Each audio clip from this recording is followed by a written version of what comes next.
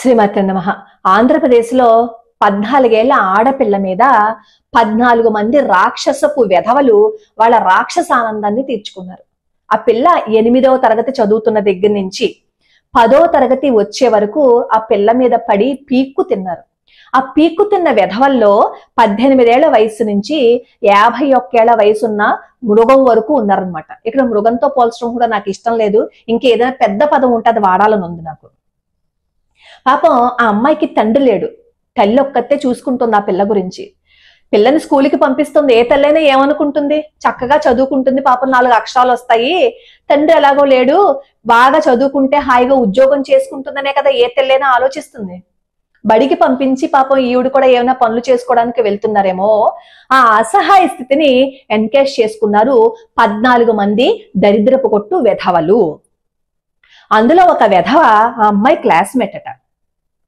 వాడు ముందు ఆ అమ్మాయి ఫొటోస్ తీశాడట, తీసి బ్లాక్ మెయిల్ చేశాడట. ఆ తర్వాత ఈ అమ్మాయిని ఇబ్బంది పెట్టి ఆ అమ్మాయిని ఇబ్బంది పెడుతున్న వీడియో కూడా తీసి దాన్ని మళ్ళీ సామాజిక మాధ్యమంలో పెడతానని చెప్పి బెదిరించి ఇంకా 14 మంది ఆ అమ్మాయిని 2 సంవత్సరాల పాటు ఇబ్బంది పెడితే మొన్న ఆరోగ్యం బాగుండలేదని హాస్పిటల్ కి తీసుకువెళ్తే ఆ అమ్మాయి 8 నెలల గర్భావతి అని చెప్పి తెలిసింది. ఈ 14 మంది ఆ అమ్మాయి మీద పడి పీక్కు తిన్నారు కదా. ఆ వెధవలకి అక్క, చెల్లి, అమ్మ ఈ బంధాలు అంటే అర్థం తెలుసా? వాళ్ళు కూడా ఒక స్త్రీమూర్తికే కదా పుట్టారు. సిగ్గు, శరం, మానాభిమానాలు వాళ్ళకి లేవా? ఆ 51 సంవత్సరాల వాడు ఉన్నాడు కదా, వాడికి కనీసం తన మనవరాలు గుర్తుకురాలేదా? అవునులే, మనవరాలను కూడా ఇలాగా చేసేసి ఉంటారు వాళ్ళు. అందుకే ఆ పిల్ల మీద పడి పీక్కుని తిన్నారు. ఆ పిల్ల మీద పడి పీక్కు తింటున్నప్పుడు నా చెల్లి లాంటిది, నా అక్క లాంటిది, నా కూతురు లాంటిది, నా మనవరు లాంటిది అని చెప్పి ఒక్కడికి కూడా బంధం గుర్తుకు రాలేదా? పశువుల్లా పీక్కుని తిన్నారా? మీ మోహాలు తగలయ్యా, మీ బతుకులు చెడా. ఇలాంటి వెధవల్ని ఏం చేయాలి తెలుసా? జీవితంలో మళ్ళీ ఎందుకు పనికి రాకుండా కోసి పాడేయాలి వాళ్ళకి. ఏంటండి ఇంత పచ్చిగా మాట్లాడుతున్నారు అని అడుగుతారేమో. ఆ పిల్ల ఎంత నరకం అనుభవించుంటుంది. 14 ఏళ్ల పిల్ల 14 మంది 2 సంవత్సరాల పాటు దాన్ని పీక్కుని తింటుంటే ఆ పిల్ల ఎంత నరకం అనుభవించుంటుంది. ఈ మధ్య ఈ సామాజిక మాధ్యమంలో గాని నిజ జీవితంలో గాని బాగా అలవాటైపోయింది ఇలా రికార్డ్స్ చేసేయడము, బ్లాక్ మెయిల్ చేయడము. ఆ సామాజిక మాధ్యమంలో పెడతాను, అక్కడ పెడతాను, ఇక్కడ పెడతానని. గుర్తు పెట్టుకోండి ఆడపిల్లలు, ఎవడైనా సరే మిమ్మల్ని బ్లాక్ మెయిల్ చేస్తున్నాడు అని అనుకోండి, వెంటనే పోలీస్ స్టేషన్కి వెళ్ళి రిపోర్ట్ ఇచ్చి పడేయండి. మనం రిపోర్ట్ ఇస్తే మన పరువేం పోదు, అది గుర్తు పెట్టుకోండి. అవతల వాడిని కొట్టుకుంటూ తీసుకెళ్తాడు మనల్ని బ్లాక్ మెయిల్ చేసినందుకు. ఆడపిల్లలు ఈ మధ్య డ్రెస్ కోడ్ సరిగ్గా వేసుకోవటం లేదు, చున్నీ కూడా పైన ఉండదు, వాళ్ళు సరిగ్గా డ్రెస్ వేసుకోరు, వాళ్ళ వల్లే ఎన్నో అఘాయిత్యాలు జరిగిపోతున్నాయి అని మొదలెట్టేస్తారు ఆడపిల్లలకి నీతులు. సరే బాగుంది, ఆడపిల్లలకి నీతులు చెప్పాలి, వాళ్ళని జాగ్రత్తగా ఉండమని చెప్పాలి. ఎందుకు అంటే ఆడపిల్లని ఎంత చక్కగా చూసుకోవాలో అంత చక్కగా చూసుకోవాలి. నేను కూడా ఒప్పుకుంటా, చెప్పడంలో తప్పు లేదు. కానీ ఆడపిల్లలకి మాత్రమే చెప్పడం తప్పు, ఆ మగాడికి కూడా చెప్పాలి. సరే డ్రెస్ దే తప్పు అనుకుందాం, ఓ పక్కన పెట్టండి. మీకు గుర్తుండే ఉంటుంది కదా, విజయనగరంలో ఉయ్యాల్లో పడుకున్న పాప మీద అఘాయిత్యం చేయబోయాడు. మొన్న ఆ మధ్య కూడా 80 ఏళ్ల ఆవిడ మంచం మీద ఉంటే ఆ అమ్మాయిని ఇబ్బంది పెట్టేశారు. మరి వాళ్ళ డ్రెస్ కోడ్ లో ఏం తప్పు ఉంది? ఈ మధ్య కాలంలో మనం న్యూస్ కూడా చూస్తున్నాం కదా, కూతురి మీద తండ్రి అఘాయిత్యం చేశారని, తల్లిని ఇబ్బంది పెట్టాడు అని, ఇలా సంబంధాలే పూర్తిగా మరిచిపోయి కూతురి మీద తండ్రి, తల్లి మీద కొడుకు వరుస అయిన వాళ్ళు వీళ్ళందరూ అఘాయిత్యాలు చేస్తున్నారు కదా. మరి తల్లి డ్రెస్ కోడ్ సరిగ్గా లేదంటారా? కూతురు డ్రెస్ కోడ్ సరిగ్గా లేకుండా తండ్రి అఘాయిత్యం చేశాడా? అలాగే బుర్కాలు వేసుకుంటారు కదా, ఆ బుర్కాలు వేసుకున్న ఆడపిల్లలను కూడా వదిలిపెట్టలేదు కదా ఎక్కడ. మరి వాళ్ళు కూడా ఒంటి నిండా డ్రెస్సే వేసుకుంటారు కదా. అలాగే స్కూల్ యూనిఫామ్ వేసుకున్న ఆడపిల్లలు వాళ్ళ డ్రెస్ కోడ్ లో ఏం తప్పు ఉంటుంది? ఆ పిల్లలను కూడా ఇబ్బంది పెడుతూనే ఉన్నారు కదా.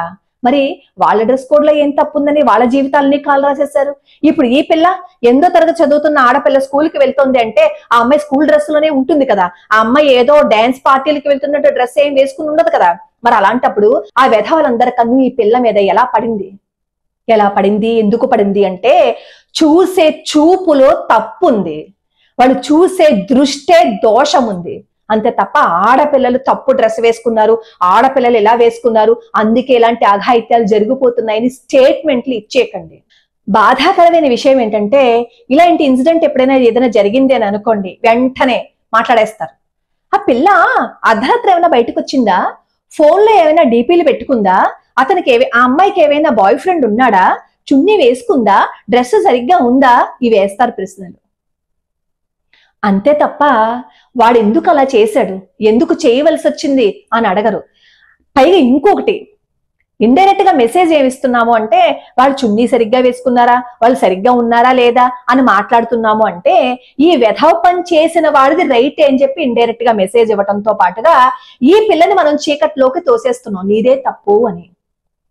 మన పంథ మార్చుకోనంత వరకు ఇలాంటి అఘాయిత్యాలు ఆగవు, అలా జరుగుతూనే ఉంటాయి. అంతెందుకండి, మన ఇంట్లో అమ్మాయి అబ్బాయి, ఆడపిల్ల 3/4 వేసుకుంది అని అనుకోండి, షర్ట్ వేసుకుని, వెంటనే ఇంట్లో ఏమంటారు, ఏంటి ఆ డ్రెస్ ఏంటి 3/4 వేసుకున్నావు ఏంటి, ఫుల్ గా వేసుకోలేవా, పైన చున్నీ వేసుకోలేవా అంటాం.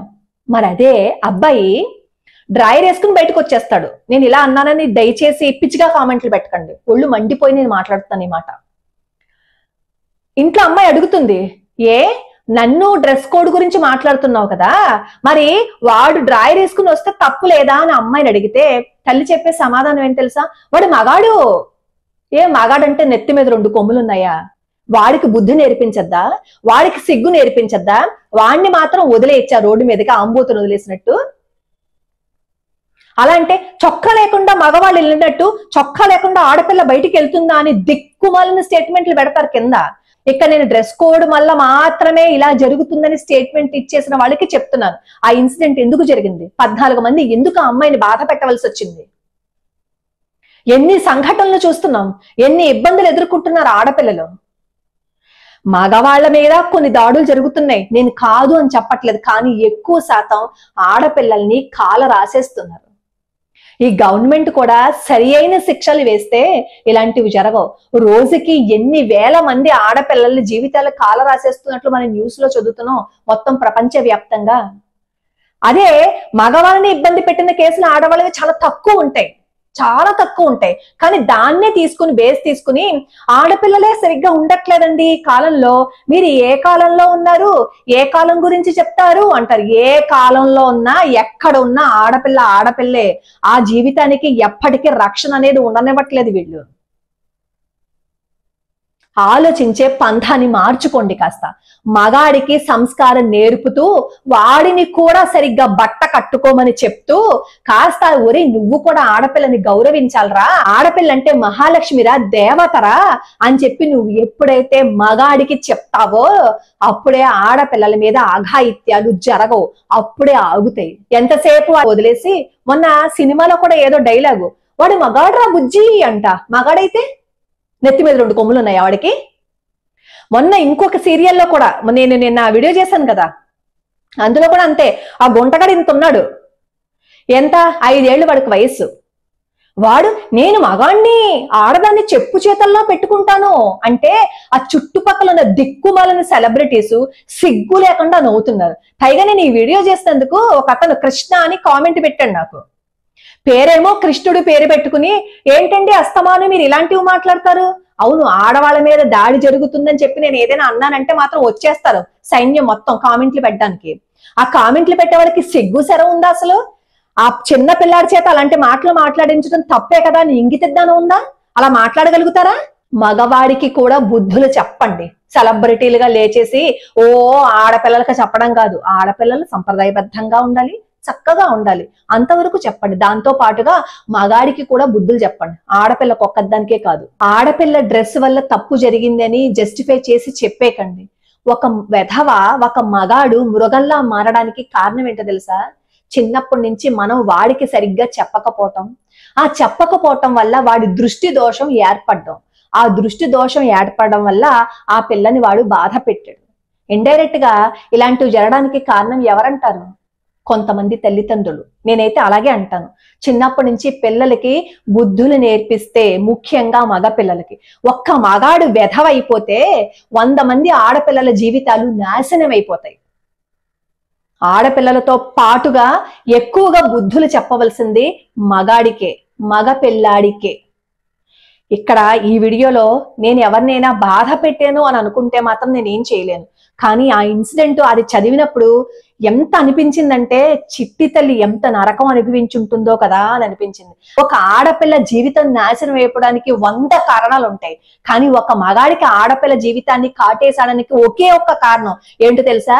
చూసే దృష్టి, తప్పుడు దృష్టి.